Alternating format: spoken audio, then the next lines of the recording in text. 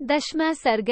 10वां सर्ग। विभीषण का रावण के महल में जाना, उसे अपशकुनों का भय दिखाकर सीता को लौटा देने के लिए प्रार्थना करना और रावण का उनकी बात न मानकर उन्हें वहां से विदा कर देना।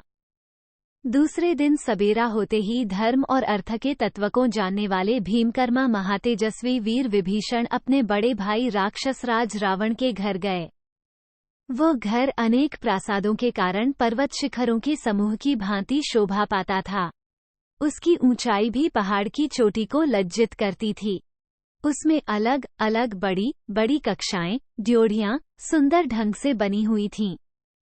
बहुतेरे श्रेष्ठ पुरुषों का वहां आना जाना लगा रहता था।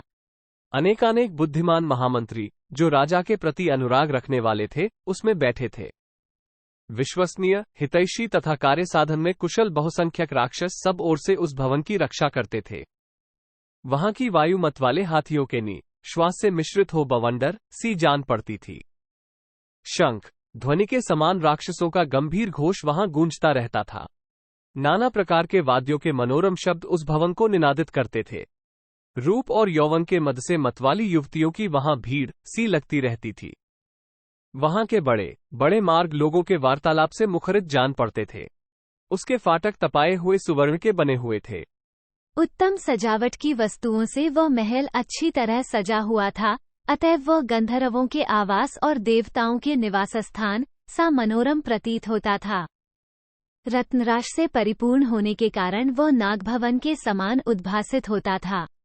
जैसे तेज से विस्तृत किरणों वाले सूर्य महान मेघों की घटा में प्रवेश करते हैं, उसी प्रकार तेजस्वी विभीषण ने रावण के उस भवन में पदार्पण किया। 1:7 वहां पहुंचकर उन महातेजस्वी विभीषण ने अपने भाई की विजय के उद्देश्य से वेदवेता ब्राह्मणों द्वारा किए गए पुण्याहवाचन के पवित्र घोष सुने। 8 तत्पश्चात उन महाबली विभीषण ने वेद मंत्रों के ज्ञाता ब्राह्मणों का दर्शन किया, जिनके हाथों में दही और घी के पात्र थे। फूलों और अक्षतों से उन सबकी पूजा की गई थी।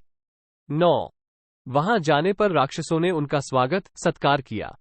फिर उन महाबाहु विभीषण ने अपने तेज से देदीप्यमान और सिंहासन पर विराजमान कुबेर के छोटे भाई रावण को प्रणाम किया। 10 तदनंतर शिष्टाचार के ज्ञाता विभीषण विजयता महाराज, महाराज की जय हो इत्यादि रूप से राजा के प्रति परंपरा प्राप्त शुभाशंसा सूचक वचन का प्रयोग करके राजा के द्वारा दृष्टि के संकेत से बताए गए सुवर्णभूषित सिंहासन पर बैठ गए। 11 विभीषण जगत की भली बुरी बातों को अच्छी तरह जानते थे। उन्होंने प्रणाम आदि व्यवहार का यथार्थ रूप से निर्वाह करके सांत्वनापूर्ण वचनों द्वारा अपने बड़े भाई महामना रावण को प्रसन्न किया और उसे एकांत में मंत्रियों के निकट देश काल और प्रयोजन के अनुरूप युक्तियों द्वारा निश्चित तथा अत्यंत हितकारक बात कही। 12-13 शत्रुओं को संताप देने वाले महाराज, जब से विदेह कुमारी सीता यहाँ आई हैं, तभी से हम लोगों को अनेक प्रकार के अमंगल सूचक अपशकुन दिखाई दे रहे हैं। 14 मंत्रों द्वारा विधिपूर्वक धधकाने पर भी आग अच्छी तरह प्रज्वलित नहीं हो रही है। उससे चिनगारियां निकलने लगती हैं। उसकी लपट के साथ धुआं उठने लगता है और मंथन काल में जब अग्नि प्रकट होती है, उस समय भी वो धुएं से मलिन ही रहती है। 15 रसोई घरों में, अग्निशालाओं में तथा वेदाध्ययन के स्थानों में भी सांप देखे जाते हैं और हवन सामग्रियों में चींटियां पड़ी दिखाई देती हैं। 16 गायों का दूध सूख गया है, बड़े बड़े गजराज मदरहित हो गए हैं।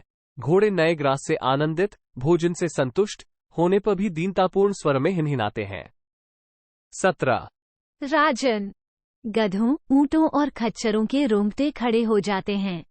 उनके नेत्रों से आंसू गिरने लगते हैं। विधिपूर्वक चिकित्सा की जाने पर भी वे पुनर्तः स्वस्थ हो नहीं पाते हैं। 18 क्रूर कौए झुंड एकत्र होकर कर्कश स्वर में कांव कांव करने लगते हैं तथा वे सतमहले मकानों पर समूह इकट्ठे हुए देखे जाते हैं। 19 लंकोपुरी के ऊपर झुंड गीद उसका स्पर्श करते हुए से मंडराते रहते हैं। दोनों संध्याओं के समय सियारिने नगर के समीप आकर अमंगल सूचक शब्द करती हैं। 20 नगर के सभी फाटकों पर समूह एकत्र हुए मांसभक्षी पशुओं के जोर से किए जाने वाले चीत्कार बिजली की गड़गड़ाहट के समान सुनाई पड़ते हैं। 21 वीरवर। ऐसी परिस्थिति में मुझे तो यही प्रायश्चित अच्छा जान पड़ता है कि विदेह कुमारी सीता श्रीरामचंद्र जी को लौटा दी जाए। 22 महाराज, यदि यह बात मैंने मोह या लोभ से कही हो तो भी आपको मुझमें दोष दृष्टि नहीं करनी चाहिए। सीता का अपहरण तथा इससे होने वाला अपशकुन रूपी दोष यहाँ की सारी जनता, राक्षस, राक्षसी तथा नगर और अंतपुर सभी के लिए उपलक्षित होता है। 24 ये बात आपके कानों तक पहुंचाने में प्रायः सभी मंत्री संकोच करते हैं, परंतु जो बात मैंने देखी या सुनी है वह मुझे तो आपके आगे अवश्य निवेदन कर देनी चाहिए, अतः उस पर यथोचित विचार करके आप जैसा उचित समझें वैसा करें। 25 इस प्रकार भाई विभीषण ने अपने मंत्रियों के बीच में बड़े भाई राक्षसराज रावण से ये हितकारी वचन कहे। 26 विभीषण की ये हितकर, महान अर्थ की साधक, कोमल, युक्ति संगत तथा भूत, भविष्य और वर्तमान काल में भी कार्य साधन में समर्थ बातें सुनकर रावण को बुखार चढ़ाया।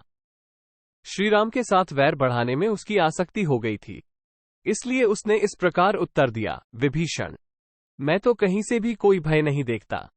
राम मिथिलेश कुमारी सीता को कभी नहीं पा सकते। इंद्र सहित देवताओं की सहायता प्राप्त कर लेने पर भी लक्ष्मण के बड़े भाई राम मेरे सामने संग्राम में कैसे टिक सकेंगे।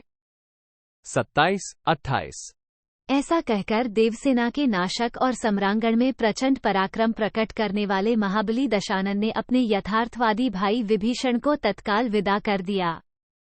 29 इत्यार्षे श्रीमद् रामायणे वाल्मीकि आदिकाव्ये युद्धकांडे 10वां सर्गः 10 इस प्रकार श्री वाल्मीकि निर्मित आर्ष रामायण आदिकाव्य के युद्धकांड में 10वां सर्ग पूरा हुआ। 10